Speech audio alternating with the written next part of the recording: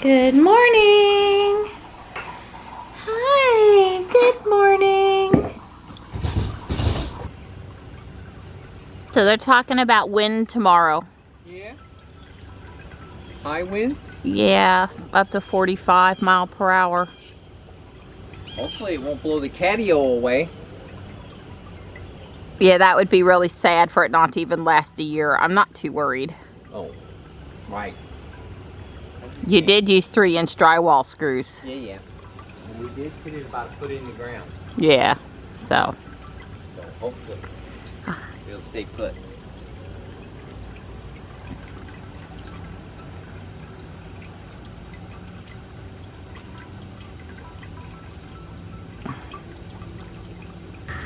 Poor Gray, she come over to see me and that mean old Tuxie adored her.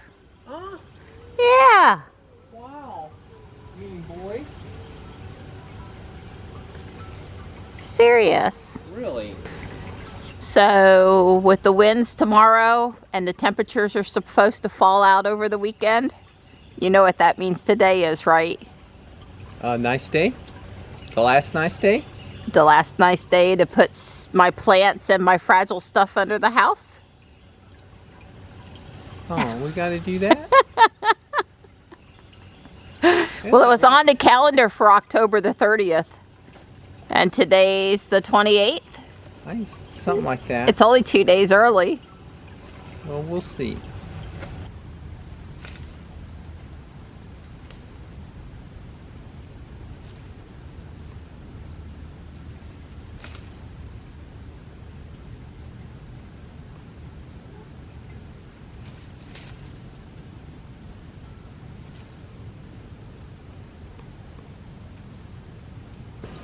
It's time to start prepping for winter. Usually right around Halloween is when we get our first frost freeze.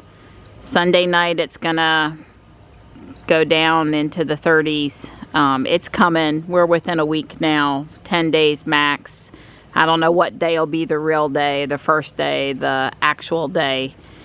But I am going to start packing stuff up. We've also got sort of gusty winds coming through tomorrow, so it probably would behoove me to carry these few Halloween things back up into the attic. And I don't move all of the potted plants under the house to our area that we have with grow lights. We've just got a 5-foot ceiling down there, and part of it.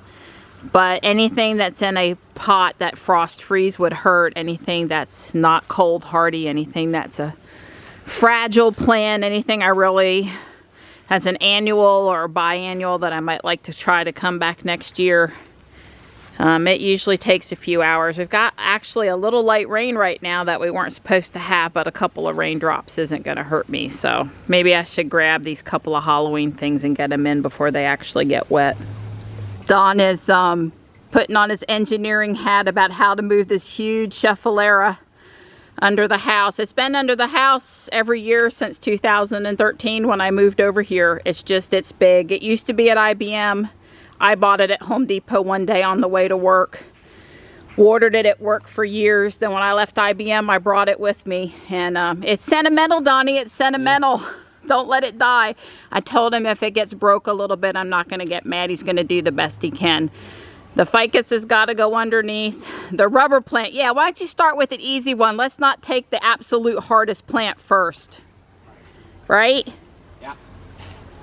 Trying to think. Hey, Tuxie. He's keeping me company now. This pile of things right here is going under, mostly because those are fragile pots, not because I'm trying to save the plant in them. I'm trying to save the pot. I took down the one fountain already, washed it, carried it upstairs in the garage. That didn't look so bad. I went in the house and changed camera batteries while he did that. Right, I got down on my knees and drug it out. It wasn't on a piece of cement? Yeah, but it broke off. It grew from the cement over into, it did find dirt, but so there is a... Little bit. Yeah, bit. but that helped. Surely that helped. Oh, the cement. Yeah, we got a disc underneath it so it can't totally firmly attach itself to the ground during the summer, but it does send off runners. Right. Well, the thing is, in the last years, without that piece of concrete it was sitting on, it grew so much into it that, but it doesn't seem to have really affected it. It is a very healthy looking plant. Yeah. Here, I'm going to go ahead of you because I want to get a before shot so we can do before and after. You know, if we didn't have a 5-foot crawl space and Don wasn't good with electrical stuff, I wouldn't be able to save these plants. So it is what it is.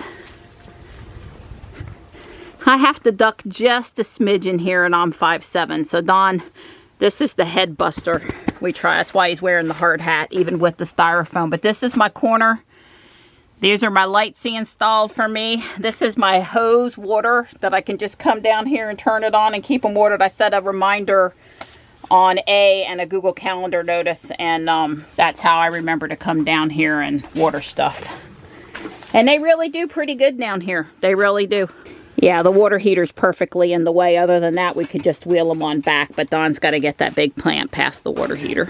Yeah, Don and I agreed this plant had a 10 out of 10 for growth season this year. It really is a little bigger. A little bigger?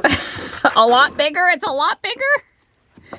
Oh, the fun Don and I have. Yeah. Oh, I noticed all your fun. Yeah, you're having a great fun.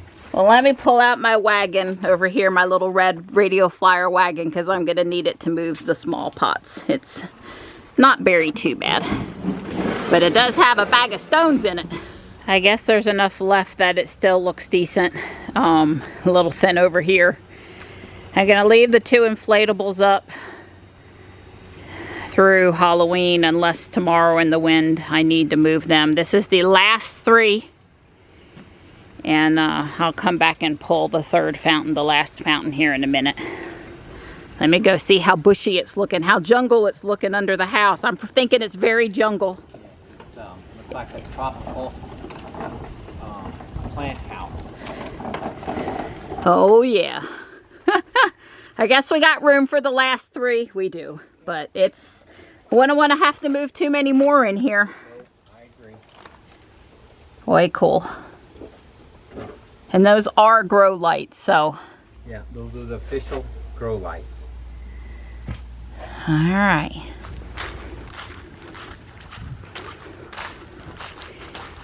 Here's the stuff that's got to go under the house. It works great if one person's inside and somebody else hands them in, because it's not as high over here. So it's kind of hard to appreciate our front yard. That is quite a hill. All the way down to the footbridge, which is right through there. It gets steeper as it gets up there. And so Marianne's gonna show how our self-propelled 21-inch Ego mower goes up and down hills. So right now it's not on. She's gonna turn it on and just scoot down the hill here so you can see. It actually is, relatively quiet. And she's gonna basically vacuum up the leaves is what she's doing. But yeah, let's see how well it goes up. She's gonna basically go up the hill one-handed. It's kind of hard to operate the mower one-handed because it has a safety bail. She's on the footbridge. You may not be able to see her, but here she comes. But definitely we want a self-propelled mower on a hill like this. And the Ego's got plenty of power. It has no problem getting up the hill. And as you can see, she's just like, it's doing all the work. She's holding her hand up in the air. And as you can hear, it's not very noisy. I mean, we're 50 feet away, something like that maybe. There it is. As I said, it gets really steep up there at the top. definitely a good lawnmower if you have a hilly yard.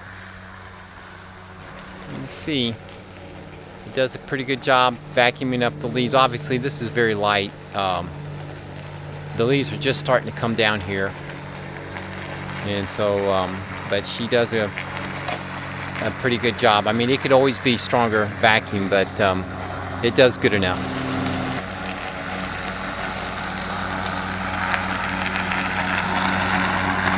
Easy peasy. And that's right. I would never mow the front yard without it. Without Yeah. self-propelled, no way. Yeah. Besides that, the more she mows, the less I have to. So, guys, get your wife. Self-propelled going downhill. Get you. Just uphill. This is a self-propelled on and off, and you can adjust the speed of how fast it goes. This time I'll make it go faster. I was gonna say, guys, get your wife an ego mower, and then they can start it up no problem. All right, she's gonna put it up on high speed here. It'll go up the hill so fast she'll have to trot. I have to keep up with it. This is his speed, not my speed. Yeah, trust me, it has no problem with the hill. We do, but it doesn't.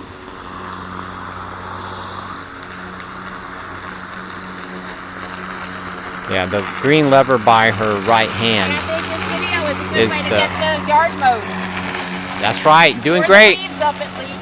Yeah, you're doing a great bang up job. You coming to check out your yard? I did finish mowing the front and across the bridge, so just didn't do the back. Hey, bud.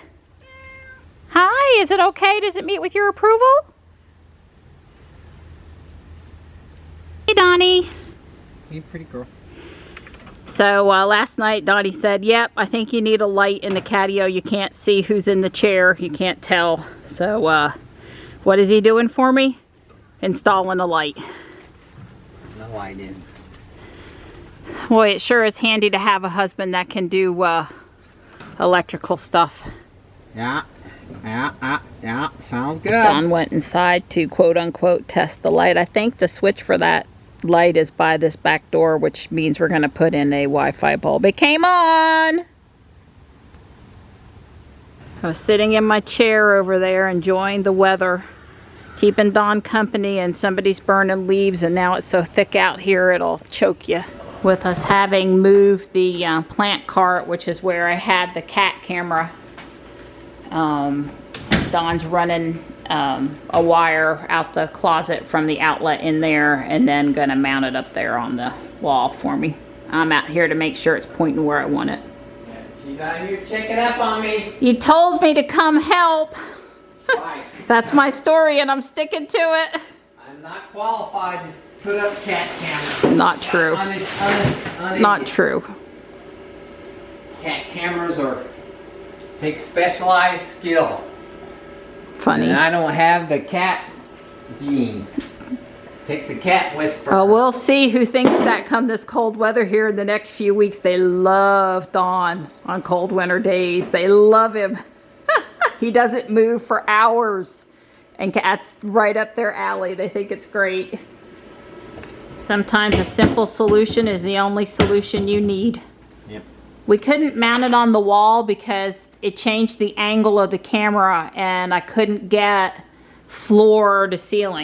See the floor? I need to be able to see them if they're down there, and then I need to be able to see if Spooky is up top. So I needed that whole view, and when we mounted it on the wall, we lost the ability to do that. So that's when we came up with the little shelf idea, which works perfect.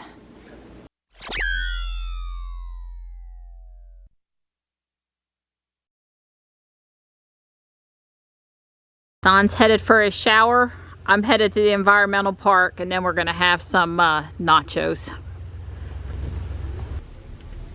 Don will skip running today because, you know, he got a good bit of exercise moving those plants around. He only goes and runs on days when he's working, sitting at his computer, you know, something he can go and do in 45 minutes that really gives him the bang for the buck on the exercise. But if I've worked him hard, then he's not going to go run on top of that. So peak color here is normally sometime the first week of November. So we are not at peak yet. The mountains have had peak, but not here in the central Piedmont of North Carolina. I am starting to see some color though. I ran a Gengar raid for myself and 5 other remote people, and I was able to catch him on Don's account and my account. He has a fancy witch hat on and is very festively dressed for Halloween, so that was fun. Guess I better get busy and catch him on the other 2 accounts, Ruby's and Johnny's.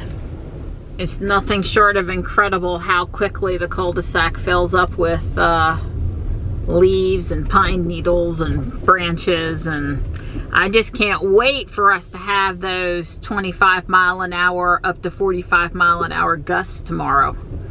Maybe it'll bring a lot down at once, and then we won't have to work so hard the rest of the season. I don't know. I'm sure it'll bring down some stuff. Johnny already had his private Taekwondo lesson today. He's done with Taekwondo, so I can just go ahead and pull Ruby back in the garage. I just had to retrieve Slate from under the house. She was locked down there. I've learned to always check after things quiet down for an hour or 2 if somebody's missing. I just thought I'd show you guys what the light looks like over here. That's plenty of light to see. And Don is going to automate it on A. The switch he tried to implement this afternoon wasn't working, but he'll get it sorted out. And here's Slate eating. Silly cats for getting themselves trapped under the house. But I've learned to look. Nobody stays down there or upstairs in the garage attic very long. I get them out pretty quick. So I made a chuck roast for dinner with homemade gravy. Any of you guys that are wanting gravy for Thanksgiving but aren't gravy people, reach out, because I've got it down pat pretty good now. And only thing is it's not really cool here tonight. This would have been a better meal for Sunday, but it is what it is. Instant Pot for the win.